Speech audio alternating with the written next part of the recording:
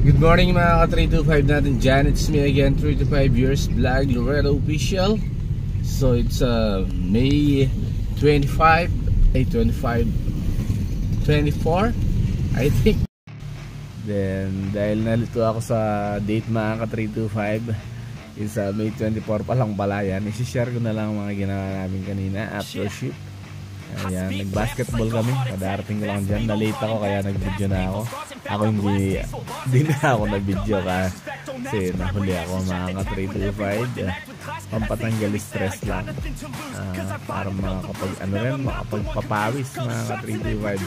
And si boss, si Boss Marvin, shout out. Yeah, ayun, dribble pinasa, nahuli. And then gusto ko lang din i-share yan. Shout out pala dyan. Si Sir Ray, alam niyo na kung saan yan mga ka-325. I-share ko lang yung one of my tasks, sabi ni Sir Carlo kasi nag-request siya para maiba naman yung aking upload.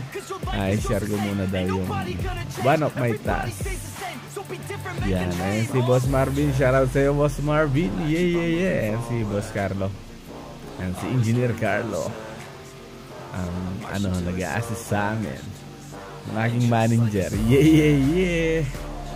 Ayan yung mga pinamili namin mga ka-325. Alam nyo naman siguro kung saan naggamit at tapos na kami mamili at check niya yung mga resibo, in-audit nila isa-isa.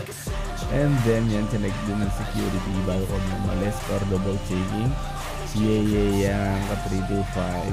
Ganun lang naman yung one of my tasks. Gusto ko lang i-share dahil nag-request yan si Boss Carlo. And shoutout pala sa lahat ng aking manonood dyan, mga kaibigan ko na laging sumusuporta. Yan, si Ate Daisy, parang Trickster, shoutout sa inyo. Yan, si Boss Polens, sa ka-325, si Roderick Corpus, si Jerry Yumul, at kung sino pang hindi ko nababanggit, mga ka-325, shoutout sa inyo. Ingat po tayong lahat. Bye-bye. Yeah.